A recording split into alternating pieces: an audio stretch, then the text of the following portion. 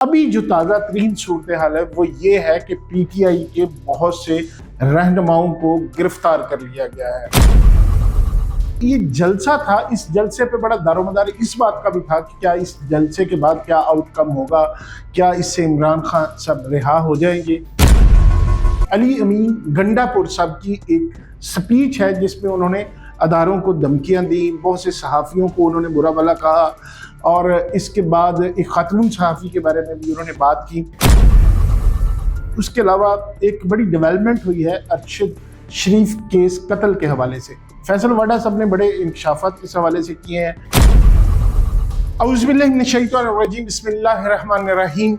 अस्सलामुअलैकुम दोस्तों, उम्मीद है आप लोग सब खैर खैरियत से होंगे। मेरा नाम नईम साकिब है, आप डिजिटल प्लेटफॉर्म पे मेरी ये वीडियो देख रहे हैं और आपसे गुजारिश है कि जिस प्लेटफॉर्म पे आपको वीडियो नजर आए उसको लाइक, सब्सक्राइब और वीडियो में कमेंट करना मत भूलिएगा।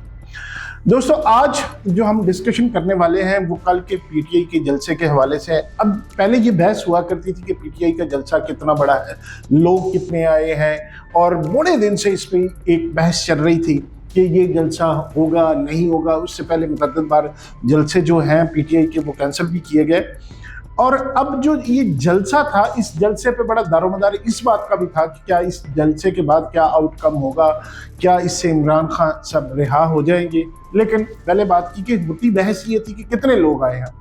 तो आज इस जलसे पे लोग कितने आए कितने नहीं आए इस पे बहस नहीं हो रही। आज एक और मामले पे बहस हो रही है। अली अमीन गंडापुर साहब की एक स्पीच है जिसमें उन्होंने अदारों को धमकियां दी, बहुत से सहाफ़ियों को उन्होंने बुरा भला कहा और इसके बाद एक खातून सहाफ़ी के बारे में भी उन्होंने बात की। इस मामले पे आज गुफ्तगू करेंगे। उसके अलावा एक बड़ी डेवलपमेंट हुई है अरशद शरीफ केस कत्ल के हवाले से। फैसल वाडा साहब ने बड़े इंकशाफात इस हवाले से किए हैं, उस पर डिस्कशन करेंगे।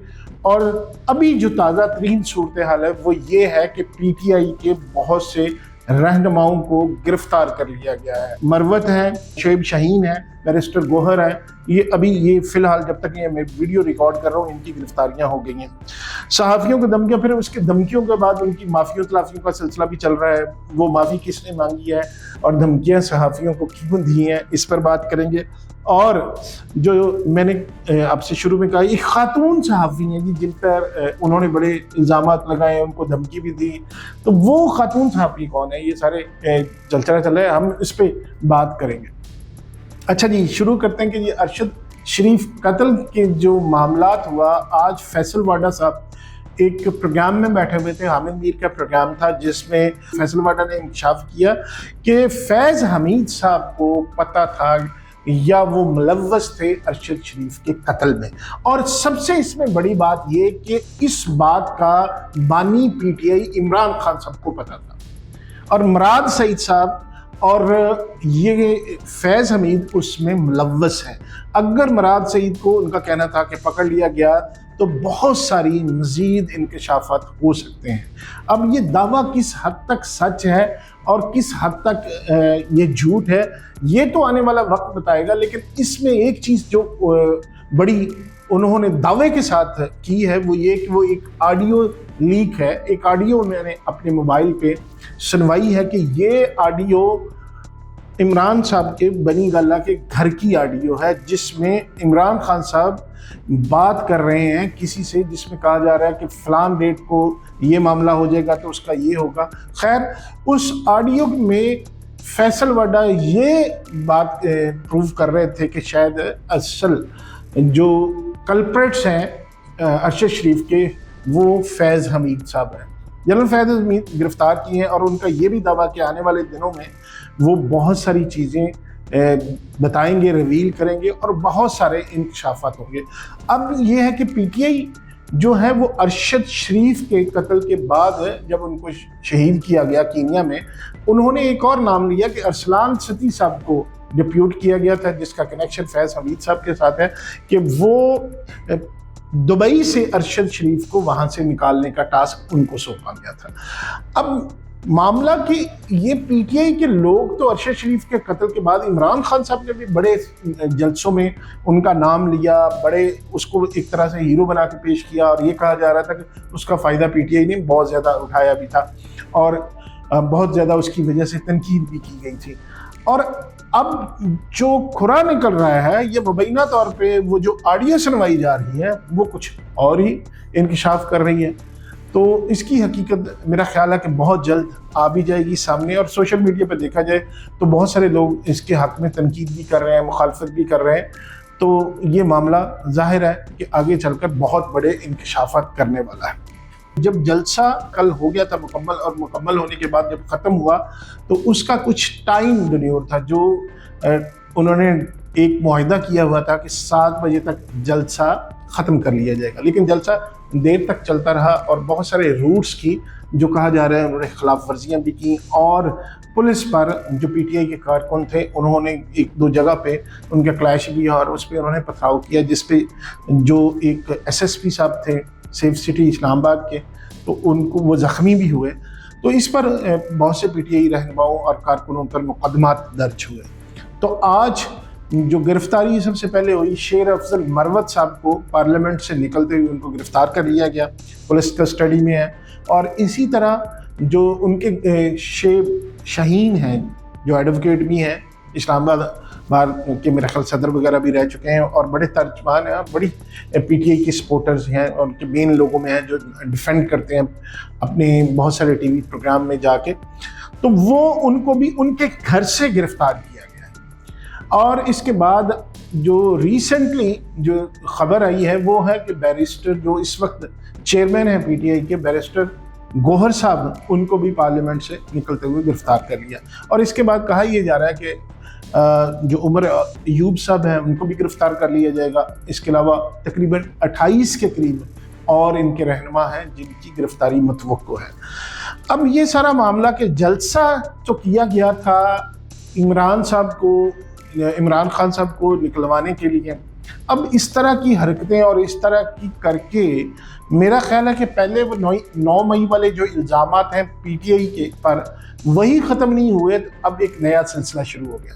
اب جو علی امین گنڈا پور صاحب نے وہاں تقریر کی ہے وہ تقریر ایسی تھی کہ جس سے آگ بجھانے والی نہیں تھی بلکہ آگ لگانے والی تھی.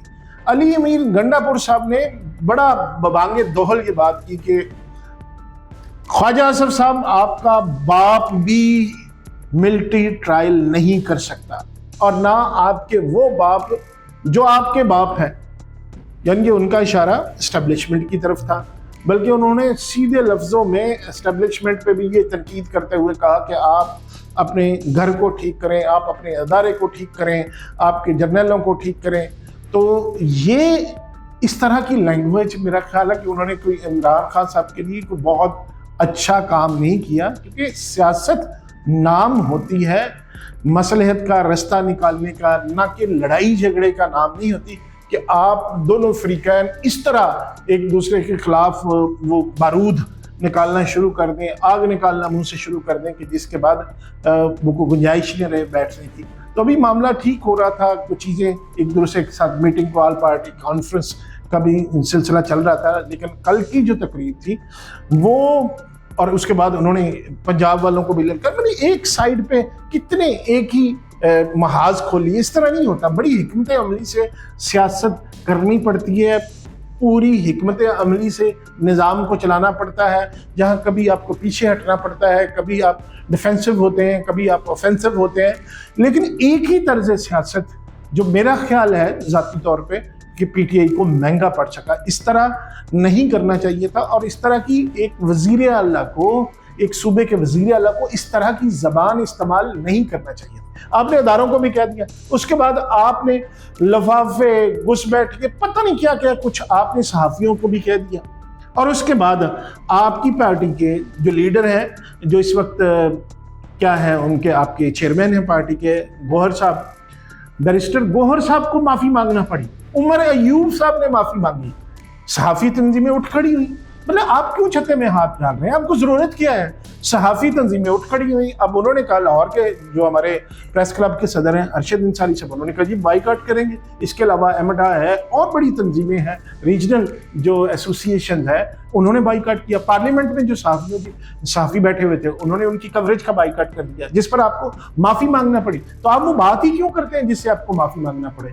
تو یہ ایک पहले देखें, मुल्क में पहले ही बहुत ज्यादा तकसीम है, अब सहाफियों में भी इस तकरीर के बाद जो प्रो पीटीआई सहाफी हैं वो जाहिर कहेंगे जी अली अमीन गंडापुर साहब ने बिल्कुल ठीक कहा, कह भी रहे हैं, आपको एक्स पे और बड़ी जगहों पे आपको नजर भी आ रहा है। तो ये उनके लिए भी आपने एक प्रॉब्लम पैदा कर दी कि वो अपनी कम्युनिटी के साथ खड़े हों, या आपके अगर आपके लिए उनके दिल में कोई जज्बात हैं, आपके दिल में उनके लिए कोई एहतराम है, या वो प्रो पीटीआई आपका बयानिया लेकर चलते हैं, तो उनके लिए भी मुश्किलात होगी कि वो अपनी कम्युनिटी के साथ खड़े हों या एक पॉलिटिकल पार्टी के साथ खड़े हों।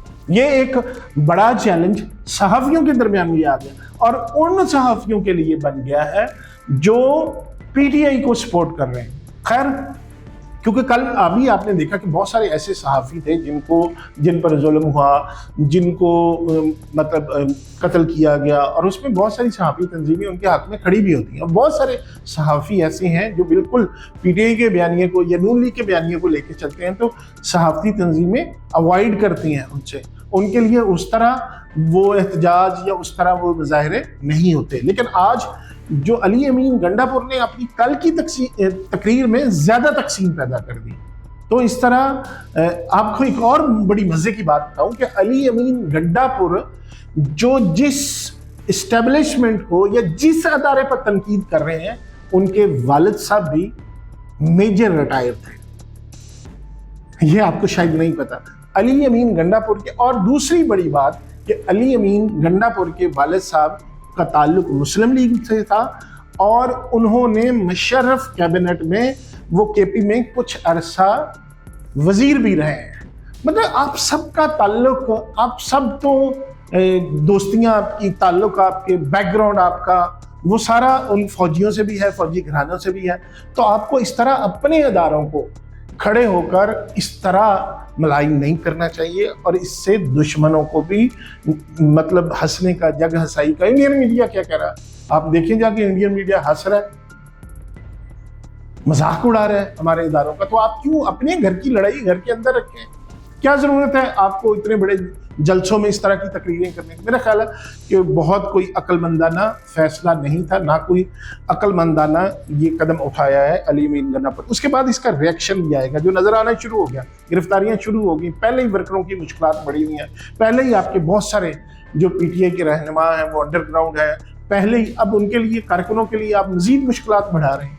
तो ये कोई आपने पीटीआई के लिए या इमरान खान के लिए, मेरा ख्याल है कोई बहुत अक्लमंदाना रवैया नहीं था, क्योंकि कहते हैं ना कि दाना दुश्मन बेहतर होता है, नादान दोस्त है। तो आपने नादान दोस्त वाला काम किया। खैर, एक और चीज़ के एक खातून सहाफ़ी को धमकी दी कि मैं अपने वो इस तरह सहाफ़ियों को कहा कि मैंने नोट वहा मेरा मूड बने, ये इस तरह की लैंग्वेज बिल्कुल मतलब एक वो सीएम की लैंग्वेज नहीं थी जो वो। खैर, वो उनका मिजाज जैसे है और वो मशहूर है इस तरह की तकरीरें करने में। तो वो बहुत सारी बहस चल रही है कि वो खातून सहाफ़ी कौन थी। तो मेरे ख्याल में जो आप सोशल मीडिया पे देखें तो गरीदा फारूकी साहबा ने बहुत ज़्यादा ट्वीट्स की हुई हैं एक्स पे। उन्होंने कहा कि जिसका इंतज़ार था जलसे का टाइम ख़त्म हो गया, इस तरह का एक ट्वीट है कि अली अमीन गंडापुर जो सीएम केपी के हैं और जिन पर बड़ा इन्हिसार था, इस तरह की उन्होंने लिखी हुई है ट्वीट, और उसको बहुत सारे जलसे में लोग का मैं इस तरह की ट्वीट्स मुसलसल कर रही थी, रिपोर्ट कर रही थी वो अपने एक्स के ज़रिए।